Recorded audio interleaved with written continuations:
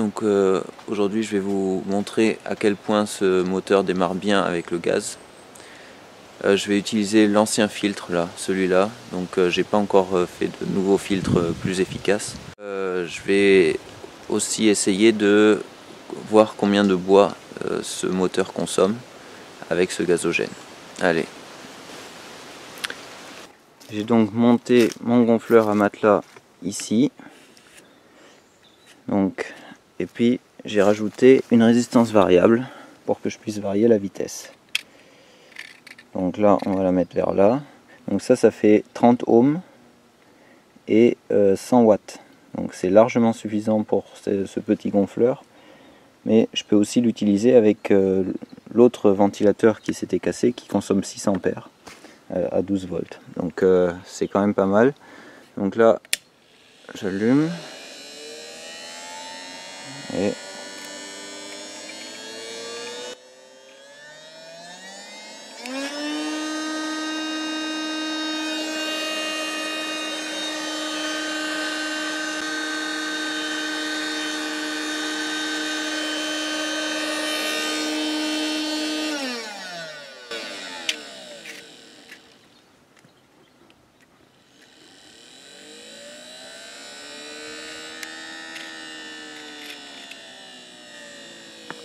donc là on est à 30 ohms, il y a très peu d'air qui sort, quasiment rien. Donc juste parce que je vais avoir une idée de la consommation de ce gazogène, je vais mesurer combien de bois loge dans un seau comme ça. Je crois que c'est un seau de 11 litres, c'est du bois broyé comme ça. Donc je vais voir le poids si je remplis le seau complètement.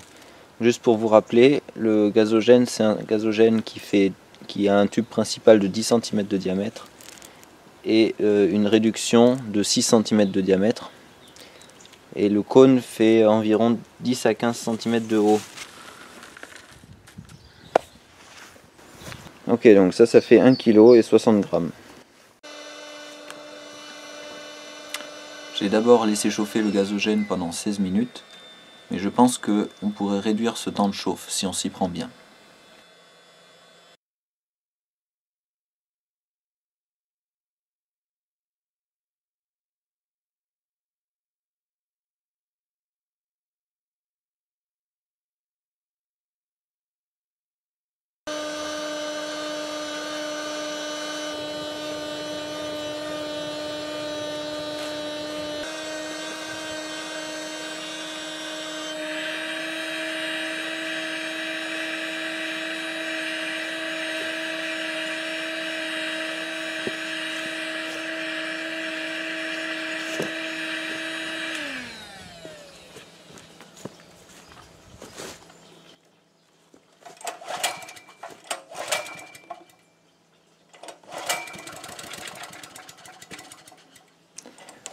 Donc comme vous pouvez voir, le moteur démarre très bien.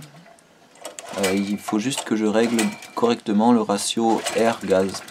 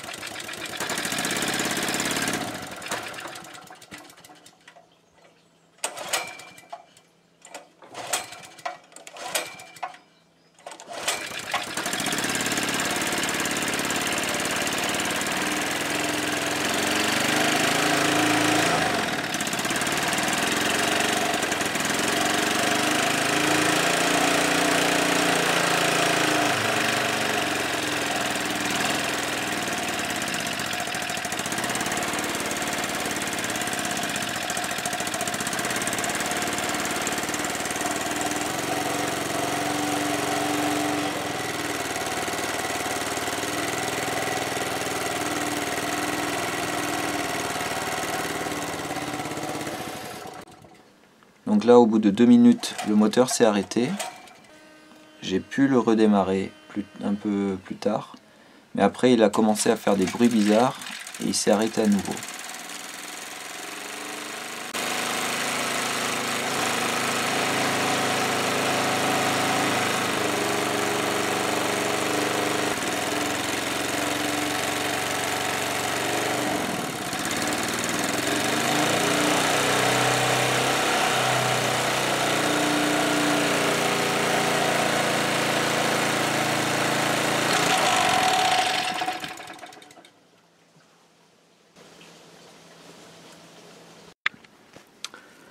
Donc le régulateur sur mon moteur ne bouge plus comme il devrait.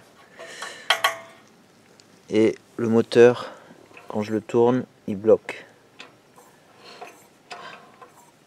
Donc il va falloir que je répare ça. J'ai donc décidé d'abord de mesurer la consommation de bois sans le moteur, avec seulement le ventilateur. Donc là, le ventilateur, il est tourné sur plein régime, pleine puissance.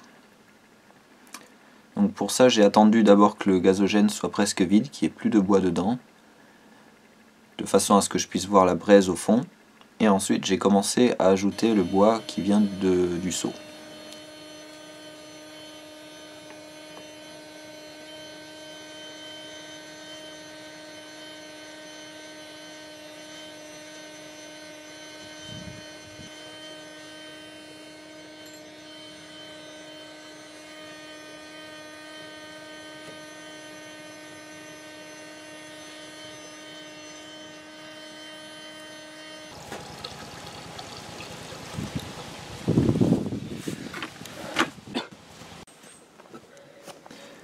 J'ai utilisé un total de 700 g de bois en 29 minutes. Si on considère que le bois a une densité d'énergie de 16,8 MJ par kg, cela correspond à peu près à 12 MJ d'énergie. On obtient une puissance d'entrée de 6,7 kW.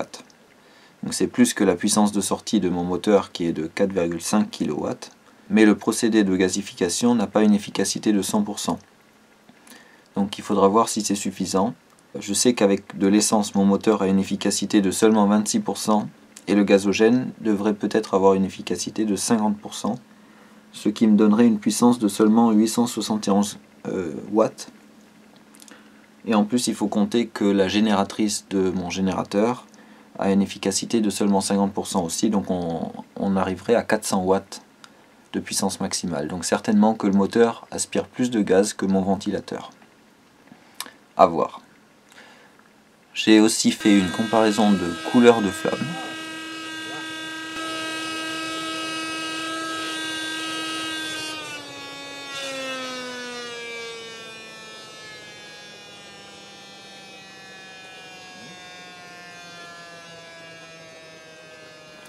Donc ici je baisse l'intensité du ventilateur et puis je la réaugmente pour éviter que le foyer refroidisse trop, parce qu'après ça produit plus de gaz combustible.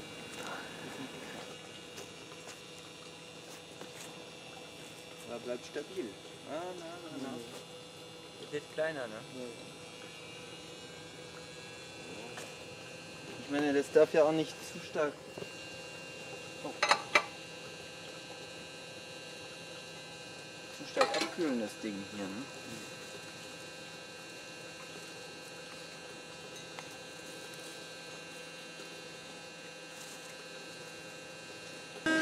Sieht man auf der Kamera nicht gut, dass es blau ist.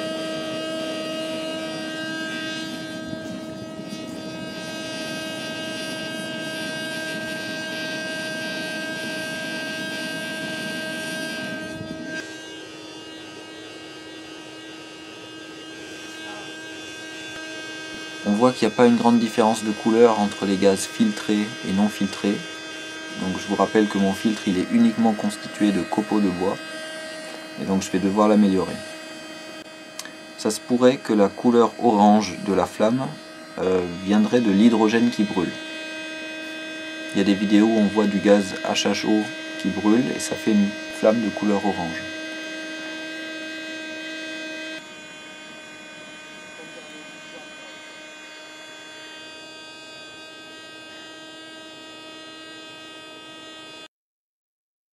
À la fin, j'ai essayé un mélange de charbon et de bois, et la flamme est devenue plus bleue. Ensuite, j'ai rajouté du bois pur, ici. Vous pouvez voir que la flamme est redevenue plus orange-rouge, et puis elle est redevenue plus bleue quand il y avait presque plus de combustible et que tout le bois s'était transformé en charbon.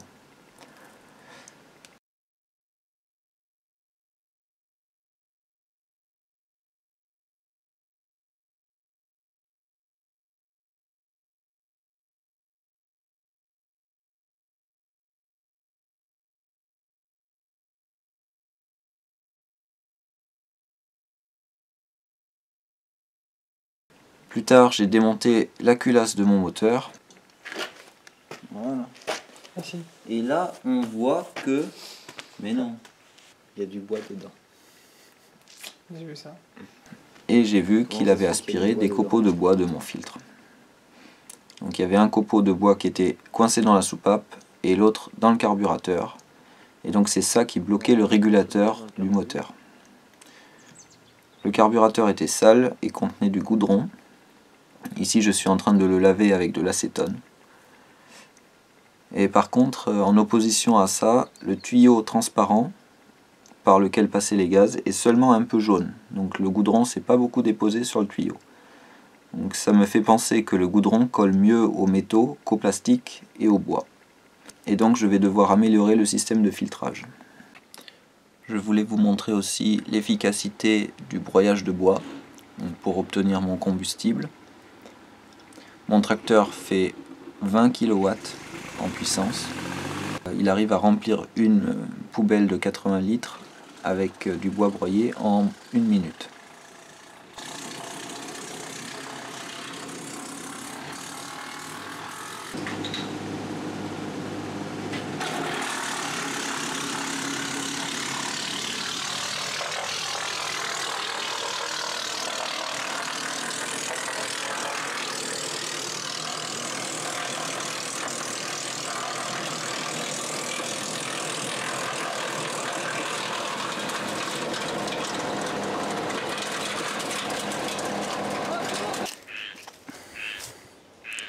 Une poubelle comme celle-ci contient à peu près 12 kg de copeaux de bois.